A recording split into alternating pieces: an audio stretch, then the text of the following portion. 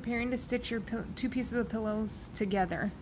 The most important thing is you either start at the end of these two pins or flip it around and start at these two pins. Your easiest is to start at the two pins closest to the edge, and then you're going to stop over here. So again, following the 5/8 line, let me get this in here. I have to take a pin out. Okay, it's going to be a little thick because you are kind of starting close to the edge. Make sure that you're matched up with the 5/8 line.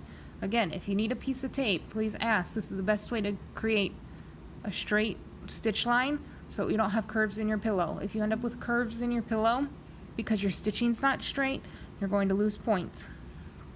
Put your presser foot down. Again, I'm going to turn my speed down because I'm showing you. You're going to go forward 3 and then back 3. 1, 2, 3.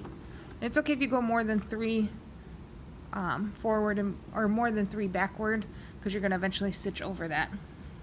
Now, this is the most important thing. When people are stitching corners, they don't do this properly. And some of you do not do this properly on your paper stitches. So I'm going to zoom in as close as I can here so you can see. You're only going to stitch to the corner.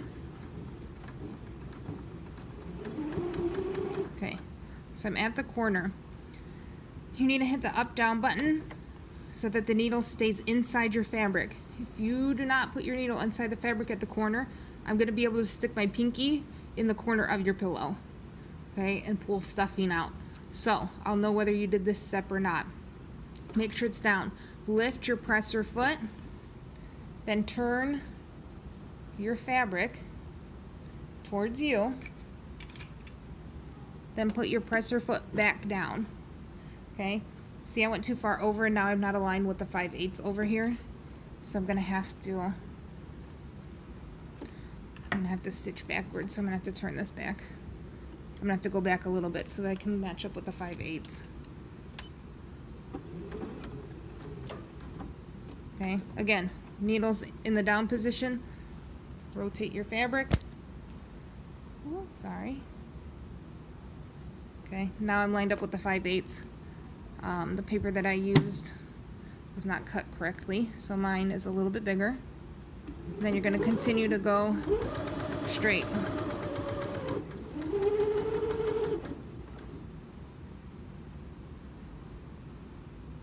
And I can zoom out. Okay, again, when you're stitching, your hand shouldn't be anywhere near the needle.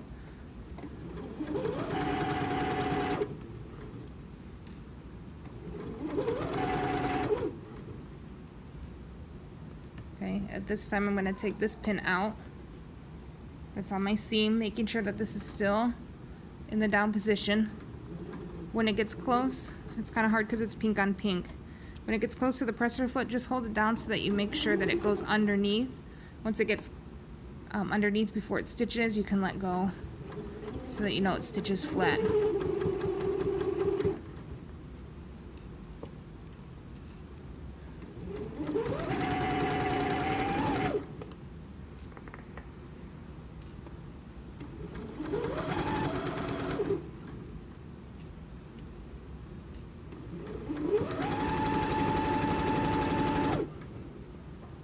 Okay, again, I'm at the corner. Make sure the needle's in the down position. You know that because you can see your needle screw. Lift your presser foot up. Turn your fabric. I didn't go far enough over. You see how I can't see the 5/8? So I put it back. Put the presser foot down. And go a little bit farther. There we go. And put my presser foot back down. And then I continue stitching.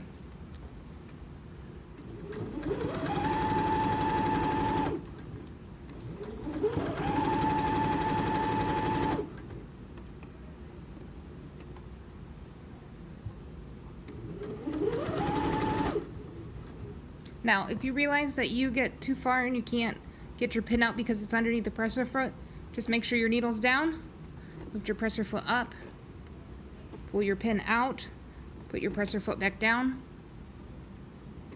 and then continue sewing.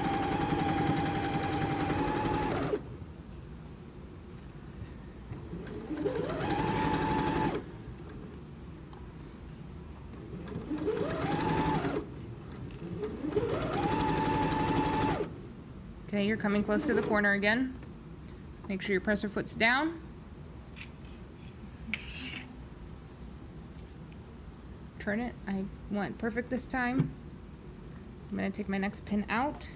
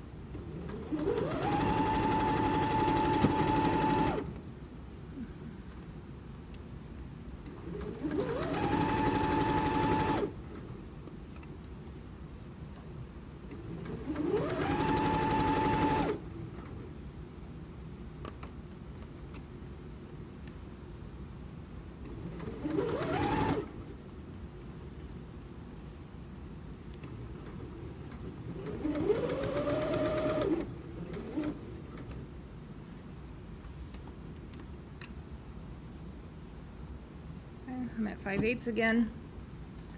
Notice my needle is still in the down position. Turn your fabric and then you can continue sewing.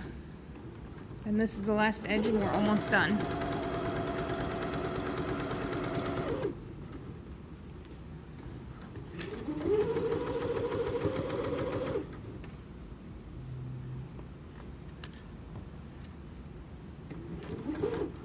Actually, I'm going to take this one out at the seam. I didn't do a very good job at trimming my threads for my zigzag, and that can cause issues if they are too long. Okay, see, I'm coming up to my double pin again. So when I get close enough, I'm gonna hit my reverse button and go backward. Okay, if you don't backstitch at the very end, you have to seam rip the entire square that you just stitched. So at this point, my needle's in the down position. I hit the up down button, remove it, use my thread cutter, and you've completed this step. You can take your double pins out. Make sure you trim your threads.